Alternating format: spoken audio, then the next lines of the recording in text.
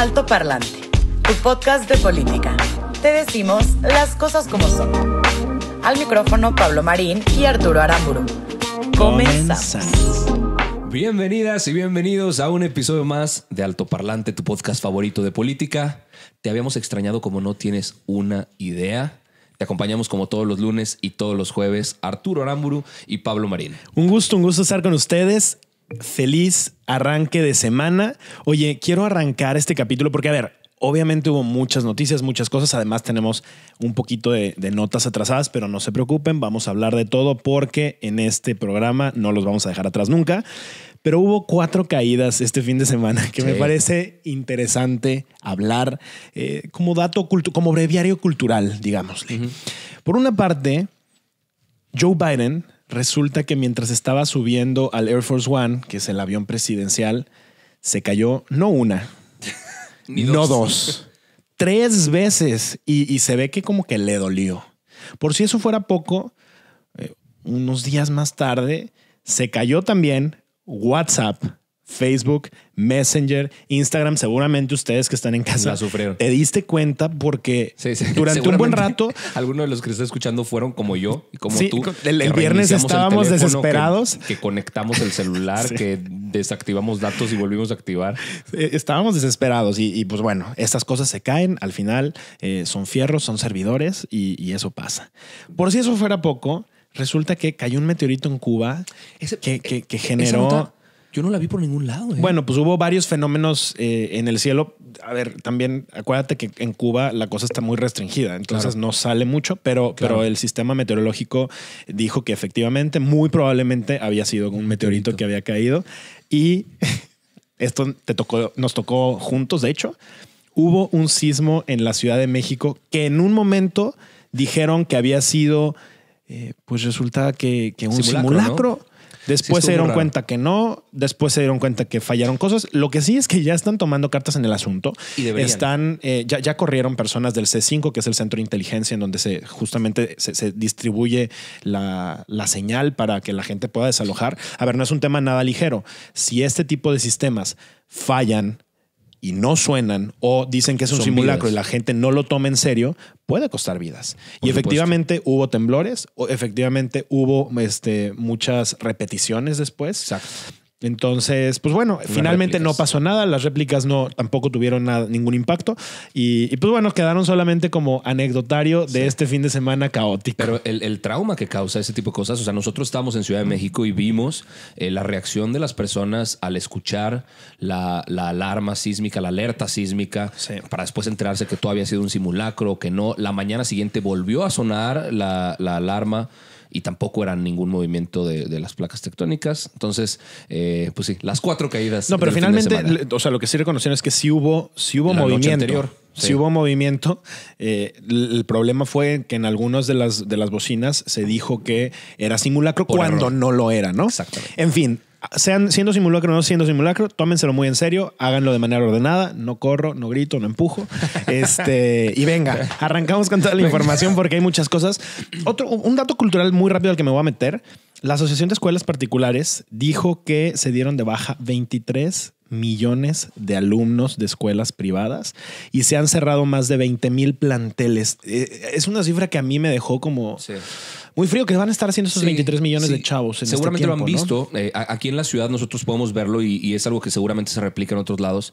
Las campañas que existen ahorita son muy enfocadas en abramos escuelas otra vez. Sí. La crítica entonces termina siendo ¿cómo es posible que se concentren por abrir primero casinos y cines antes que las escuelas? ¿Cómo es posible que en un año no se ha creado una estrategia para poder hacer un regreso a las escuelas, a las aulas de una manera ordenada y segura? Exacto. ¿No? Entonces, sí es una cifra alarmante porque, y lo hemos dicho, el daño y las consecuencias de un año en el que no hubo actividad escolar o muy poca y esta cifra altísima de bajas, no lo podemos calcular. Sí. Va a tardar años para que podamos saberlo. Tal cual, creo que es un impacto que vamos a terminar viendo en 10, 15 años. Porque imagínate, o sea, solamente echando números muy, muy simples, de estos 23 millones de alumnos que se dieron de baja de escuelas privadas, probablemente hay algunos que se hayan movido a escuelas públicas. Sí. No todos. otros se hayan dado una pausa y hayan dicho, oye, pues me voy a esperar, cuando ya pase todo este desmadre, me vuelvo a dar de alta. Pero si les empieza a medio ir bien, no regresan. Capaz ya no regresan. O capaz simplemente ya no regresan porque no tenían la motivación en ningún momento, ¿no? Claro. Entonces, lo grave de esta situación es que el nivel de escolaridad, que de por sí es muy lamentable y es muy limitado en el país, ahora Va a ser peor. pues puede empezar a bajar todavía más. Yo sé que hay muchas alternativas en línea y siempre nosotros hemos tratado de decir, busquen la información allá afuera, no se guíen de lo que nosotros digamos, ni nadie solamente como por una sola vía. Hay muchísimas otras formas, pero la educación formal finalmente hoy todavía provee como muchas oportunidades que de otra manera pues no está tan fácil tener, ¿no? En De fin. acuerdo. Ahora sí, vámonos con la información. Y varias de las cosas que sucedieron durante el fin de semana pueden ser englobadas en algo que en México conocemos bien. Una frase que Todos hemos escuchado. que incluso cuando la buscas en algún navegador, inmediatamente la vincula con alguna noticia o caso mexicano. Claro. O sea, irónicamente, ¿verdad? Está ahí. O sea, es muy relacionable con lo que vivimos en el país. Y esta frase, que no se sabe bien de dónde proviene, pero sí se sabe bien qué significa, aunque muchas veces no lo reflexionamos, es dar a tole con el dedo. Uh-huh. Algo que a los políticos les encanta, algo a lo que a los ciudadanos nos tienen muy acostumbrados. Y ya ni siquiera nos damos cuenta, ¿eh? Justo a eso iba. Algo que generalmente normalizamos. Dar atole con el dedo significa que tú tienes tu vasito de atole enfrente y en vez de que te lo den para que tú tomes solito, le meten el dedo y te alimentan. Te van embarrando un poquito para que tengas el sabor, pero en realidad no te lo estás tomando. No, exactamente. Solamente estás probando un poquito de lo que ellos quieren que pruebes. Exacto. Es decir, el gobierno interviene un poquito para ayudar a la gente, para ayudar a la ciudadanía, pero en ese proceso nos somete y controla cuánto nos dan. Exacto. Controla a gotitas cuánto nos dan. Por supuesto que no es una frase que estemos felices que se relacione con México. Por supuesto que no es algo positivo. Dar a tole con el dedo significa que no van las cosas bien. Y pues este fin de semana sucedieron varias cosas que nos reafirman y nos confirman que seguimos viviendo este proceso de atolaje, este proceso de alimentación con la mano, con el dedo, poquito a poquito. Hubo dos eventos que me llamaron la atención y de los cuales se ha hablado. Dos que sucedieron justamente en aniversarios, en celebraciones, en actos conmemorativos de algunos asuntos. El primero fue en el 83 aniversario, en el aniversario número 83 de la expropiación petrolera. Uh-huh. No vamos a debatir si estuvo bien o mal la expropiación petrolera o qué llevó a México a hacer eso, a Lázaro Cárdenas específicamente. Pero en el acto conmemorativo, al director de Pemex, que por cierto nada tiene que ver con ingeniería petroquímica, lo hemos hablado, es un agrónomo, Octavio Romero Oropesa, se le ocurrió platicarle a la gente, revelar el descubrimiento de un nuevo yacimiento petrolero. O al menos eso dijo en ese momento, ¿verdad? Lo anunciaron con tamborcitos, lo anunciaron como una gran celebración. A ver, de hecho tú y yo leímos la nota en un punto en el fin de semana y dijimos, oye, qué fregón. O sea, qué padre, porque, a ver, estamos urgidos de noticias positivas en donde digamos, oye, pues México tiene hoy un nuevo yacimiento que ojalá que ponga otra vez en números blancos a Pemex, que ha estado en números rojos durante el sexenio de Andrés Manuel, muy fuerte. Y que se anunciaba que era un pozo que daba para más de 1,000 millones de barriles de crudo. Entonces, sí. Por más que no nos guste que se quemen energías y que se quemen combustibles que contaminen, era una buena noticia. Sí, buena parte del crecimiento del país ha sido gracias a Pemex, ¿no? Pues resulta, y aquí es donde viene el atole, resulta que ese yacimiento ya se había descubierto. No. Resulta que el pozo petrolero Ixachi incluso ya se había anunciado en el sexenio de Enrique Peña Nieto. ¿Qué hizo el gobierno de Andrés Manuel? ¿Qué hizo Pemex? Anunciar lo que ya se había descubierto y maquillarlo como un nuevo descubrimiento para que fuera parte de este acto conmemorativo de la expropiación petrolera. Y no fue lo único que hicieron durante este fin de esta índole. En otra ceremonia, lo que anunciaron fue el cambio de la edad para pensiones. ¿No? ¿De qué va esto? Básicamente, cuando Andrés Manuel llega al poder. Cambia lo que originalmente, la pensión de los adultos mayores era a partir de los 65 años. Andrés Manuel llega al poder y dice, no, a los 65 la gente sigue estando pues muy, muy bien todavía, pueden trabajar 3 años más. Lo cual, que el gobierno decida que te dan la pensión 3 años más tarde quiere decir que le cuesta menos al Estado mantener, porque te van a mantener por 3 años menos de vida durante un buen rato, ¿no? Claro. Y entonces lo cambió de 60 a muchísimas personas. 10 millones de beneficiarios de ese tipo de programas. En este momento. Porque además la pirámide poblacional va a seguir aumentando. Claro. Es decir, va a haber más adultos mayores cada vez. Claro. Entonces cambió de 65 a 68. Pero ojo, ya era de 65 años la edad para retirarse. Estamos hablando del 2018. Estamos hablando hace 2 años cuando llegó Andrés Manuel al poder. Pues resulta que ahora Andrés Manuel, en un acto de sensibilidad con las personas mayores, no quiero hablar de las elecciones porque no fue por eso, por supuesto, no quiero hablar del momento electoral que el país está atravesando, pues resulta que dijo, como yo soy un hombre bien humanista y creo en nuestros adultos mayores, que por cierto, los adultos mayores son el grupo poblacional que más vota, Y eso no dicho por mí, eso Andrés Manuel lo sabe y eso cualquier persona que se dedica a temas políticos lo sabe. ¿Por qué? Pues porque justamente son personas que tienen mucho más tiempo libre y que además ya llevan toda una vida de ejercicio democrático en donde han aprendido estas cosas. A diferencia de nuestra generación, que creo que también es un tema del que tenemos que hablar y por eso en Altoparlante siempre les decimos 2021 es un año de elecciones, no pierdan del radar lo importante que va a ser esta época. Pero entonces resulta que cambia y ahora dice otra vez, él no dijo otra vez, pero vamos a disminuir la edad para recibir las pensiones. Y además propuso, y esto me parece muy interesante, esto sí me parece muy positivo, y ojo, aquí decimos lo bueno y lo malo de lo que se diga por parte del gobierno, está planeando que para el 2024 se duplique las pensiones para los adultos mayores, que pudiera llegar hasta el 2024 hasta 6,000 pesos bimestrales, 3,000 pesos. Ahorita es alrededor de 2,700 pesos bimestrales. Exacto, 1,350 pesos para mensuales. Para los adultos mayores a 68 y lo que se propone es ahora desde los 65 y un incremento gradual hasta llegar a los 6,000 pesos en el Exacto, 2024, del 15% ¿verdad? Aproximadamente. Sí, a ver. Y si aquí nos dicen que jamás decimos cosas positivas de lo que se hace en la administración actual, aquí una de ellas. Sí, yo creo que es una buena idea. Es algo muy ligado a lo que hemos platicado también anteriormente, el salario básico universal. Eventualmente tenemos que llegar allá. O sea, es muy impresionante. Y el otro día justo leí un tuit y me pareció muy interesante.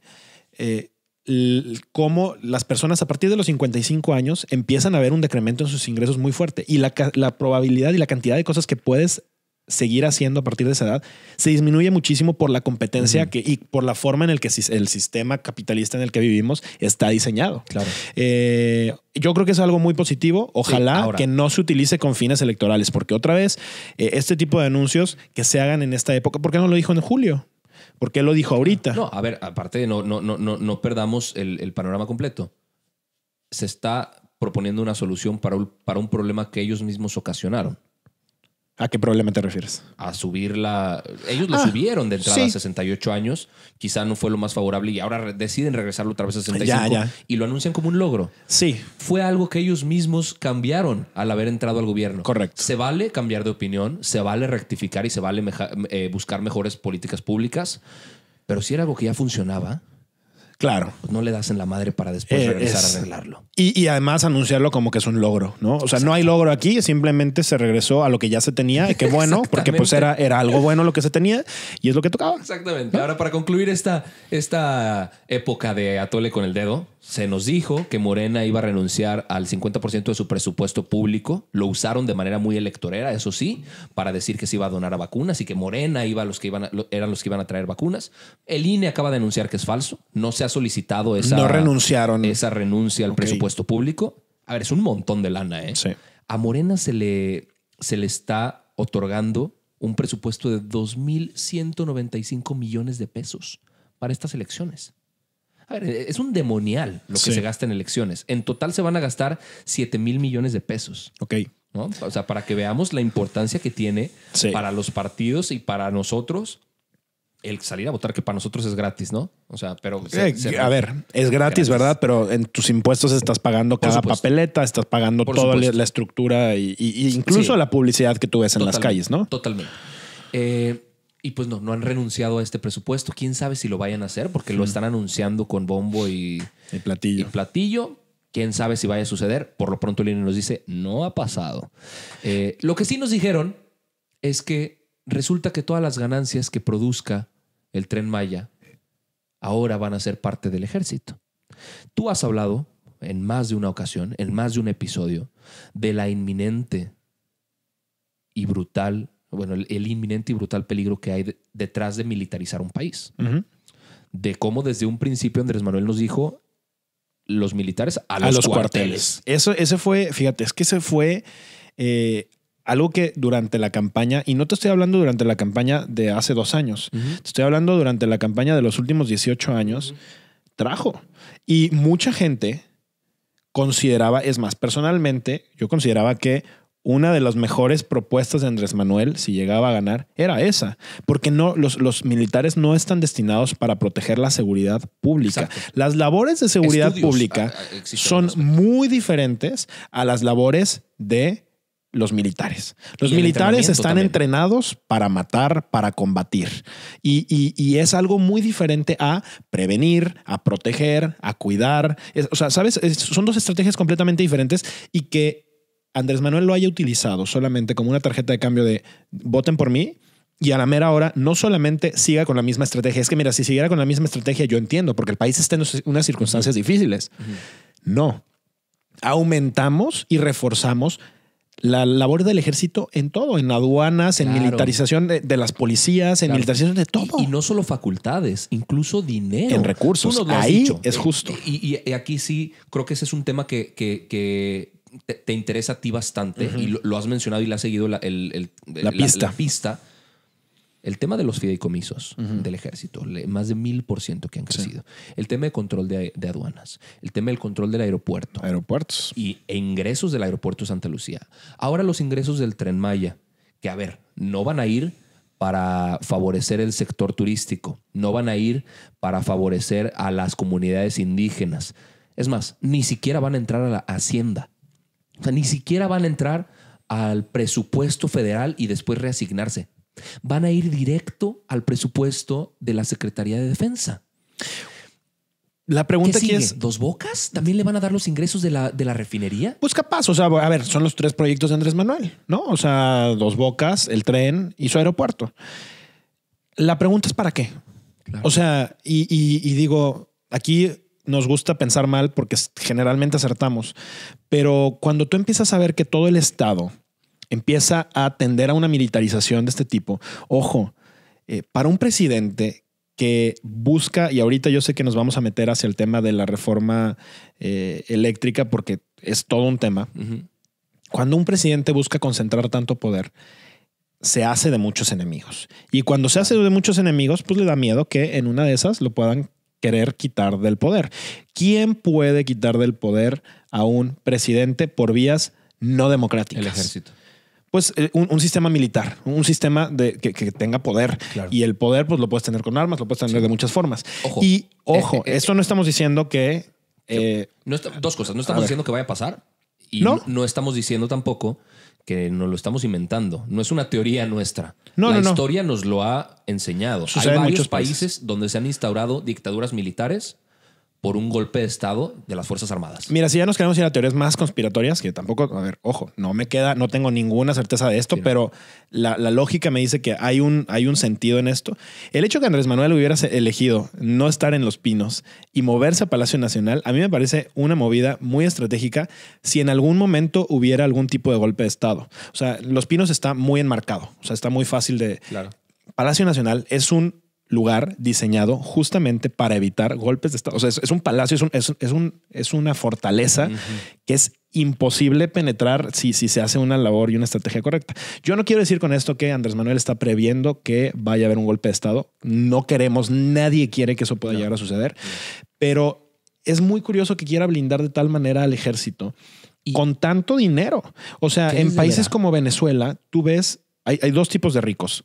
Tres, pero uno es muy chiquito. Los empresarios casi no pintan porque en general todo dependía del Estado, ¿no? Claro.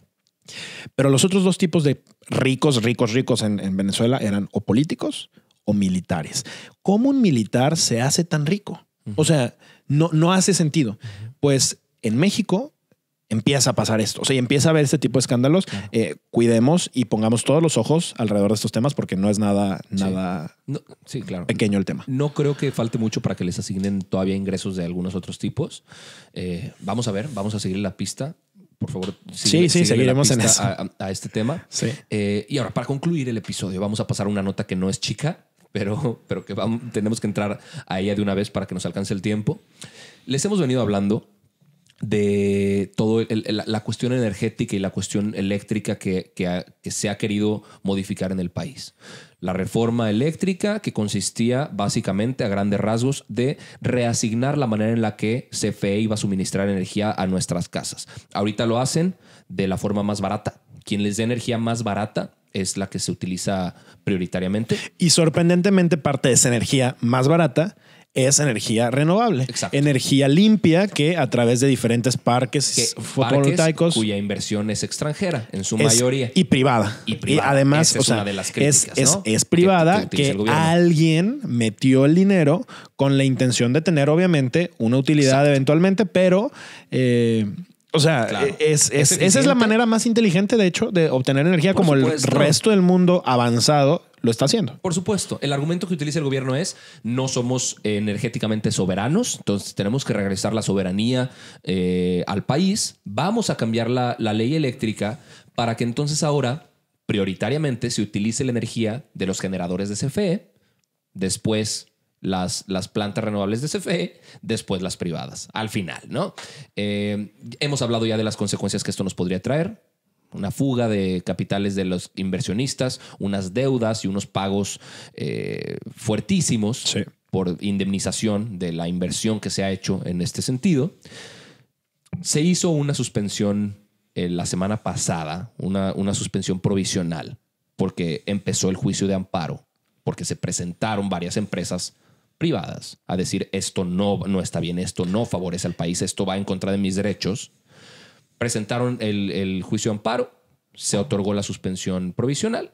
Que ojo, cuando pasó eso, ¿se acuerdan? En el capítulo pasado les platicamos, Andrés Manuel dijo, este juez está haciendo las cosas mal, claro, que se le investigue. Claro. Antes de eso fue cuando se hizo toda esta modificación y serie de propuestas que, ojo, los cambios se hicieron porque otra vez no lo podían hacer como una reforma constitucional porque no tenían las 2/3 partes de la Cámara de Senadores. Si la hubieran tenido, lo hubieran hecho como se debía hacer. Al no poderse haber hecho de esa manera, pues se podía imputar justamente como lo que terminó pasando. Exactamente. Entonces, sí, la semana pasada vimos la novelita del ataque contra el Poder Judicial. Exacto. Y pues el Poder Judicial sí le puso un estate quieto. Algunos, bien, por lo menos, y muy bueno. Necesario por ahora. Otorgaron una suspensión definitiva. ¿Qué pasó ante esta suspensión definitiva que el Poder Judicial... A ver, ojo, la suspensión definitiva no significa que la ley ya no esté vigente. O sea, la ley ahorita no está siendo aplicada, sigue promulgada en el Diario Oficial de la Federación, todavía no se elimina, pero la suspensión definitiva significa que durante todo el proceso de este juicio de amparo, la ley no puede ser aplicada. No se puede poner en práctica. Exactamente. Correcto. Todavía tiene que suceder este juicio de amparo que puede tomar un tiempo, por supuesto. Pero ¿qué dijo Andrés Manuel? A ver, si esto es inconstitucional, pues reformemos la Constitución. Ojo lo grave de eso, ¿eh? Ojo lo grave de eso. Fíjate, hemos platicado aquí como... Y no es solamente Andrés Manuel, es a todos nuestros políticos. Lo que no les conviene en la ley... prefieren torcer la ley, aunque la ley termine siendo una estupidez horrible, claro, para que les guste. Claro. Y eso es lo que está proponiendo Andrés Manuel. Ok, lo que estoy haciendo no se puede, o sea, no es legal, pues lo hago legal. Lo hago. ¿Cómo? O sea, ¿en qué mundo vivimos? ¿Con qué certeza un privado, un inversionista, una persona externa le apuesta a un país en donde el presidente el día de mañana se le ocurre cambiar la sede del aeropuerto porque cree que quiere. Hubo corrupción que nunca comprueba, pero termina siendo un aeropuerto que termina siendo más caro y que, o sea, ¿sabes? Por supuesto. Todas estas cosas generan incertidumbre para todos. Totalmente. Y tú ya lo dijiste. Para hacer este tipo de arreglos a la Constitución que quiere hacer Andrés Manuel, se necesita algo que se le llama mayoría calificada. En ambas cámaras, ¿no? En la de diputados y en la de senadores. Ahorita le faltan 12 senadores y 11 diputados a Morena y a sus aliados satélites. Que la verdad es lograr este tipo de cosas. Es muy poco. Lo menciono para que nos quede muy claro la importancia que hay en las elecciones próximas del 6 de junio. Porque si Morena y sus aliados logran tener esta mayoría calificada, van a poder hacer y deshacer lo que quieran, a diestra y siniestra, lo que se les antoje. Y va a pasar algo muy similar a lo que pasó justamente con esta ley. O sea, tú y yo lo estuvimos viendo. Sucedió durante la madrugada. Y durante la madrugada tú veías a la oposición, y lo digo entre comillas, porque pues es una oposición que tampoco está haciendo su parte para realmente hacer contrapesos, porque no está ofreciendo propuestas. Y esto es algo muy delicado de lo que está pasando en el país. La oposición no tiene propuestas mejores que Andrés Manuel. Y esa es la realidad de la debilidad que tenemos de esa oposición reaccionaria, en donde trataban de decirle lo que estaban haciendo mal, pero pues al final, como tenían esa mayoría, pues no pasaba nada. Claro. Andrés Manuel terminó saliendo a decir otra vez, desde su mañanera, desde su lugar privilegiado, le pegó a Oxxo y a Bimbo, a FEMSA y a Bimbo, diciendo que, por ejemplo, en un Oxxo se pagaba menos que lo que pagaba una persona de clase media, y inmediatamente... Como para hacer ver a Oxxo como el maldito, ¿no? Así, el que está mal, que nos estamos robando el dinero de la gente. Claro. Y Oxxo inmediatamente sacó y dijo, mira, nosotros pagamos en 2020 1,576 millones de pesos a la CFE. Estamos pagando 14,052 pesos por cada tienda de energía que se genera por un parque eólico. Exacto, en fin, es la ventaja que tiene Oxxo. Y Bimbo dijo lo mismo. O sea, están ellos también teniendo inversión para fuentes verdes, ¿no? Es impresionante cómo Andrés Manuel le gusta tergiversar, y olvídate de tergiversar, mentir incluso con la información, justo para él crecerse, pero aplastando a esos que él menciona sus adversarios. No son sus adversarios, son empresarios que están dando empleos, que están ofreciendo servicios y que finalmente, sí, quizá con estrategias un tanto monopólicas, no lo sé, eso no me toca a mí definirlo, pero están pues proveyendo desarrollo, ¿no? Contenido no patrocinado por Oxxo y Bimbo. No, por supuesto que no. O estaría bien, estaría padre que alguien nos patrocinara este espacio, pero la neta, no, o sea, así es como es. Claro. Y pues bueno, o sea, la realidad es que a Andrés Manuel se le está viniendo abajo este teatrito. Vamos a ver cómo reacciona. Yo creo que ha de estar colérico, yo creo que ha de estar súper enojado. ¿Cuántos días estaremos de las elecciones? El otro día estamos a bien poquitos fines de semana. Sí. Les vamos a hacer un conteo. Y viene muy rápido. No nos vamos a cansar de aquí al 6 de junio de repetir la importancia que tenemos en nuestras manos, en nuestro dedo para votar en este próximo 6 de junio. Esto fue todo por el episodio del día de hoy. Gracias por habernos escuchado. Gracias por compartirnos. Estamos de vuelta. Estamos más fuertes que nunca. Vamos a seguir trayendo toda la información, todo lo que necesitas saber del acontecer nacional. Mi nombre es Arturo Aramburu. Mi nombre es Pablo Marín y nos vemos el próximo jueves en un capítulo más de tu podcast favorito de política. Chao. Esto es todo por hoy, pero sin llorar. Estaremos de vuelta cada lunes y jueves en todas las plataformas. Si crees que alguien necesita entender las cosas como son, compártele este capítulo. Nos vemos.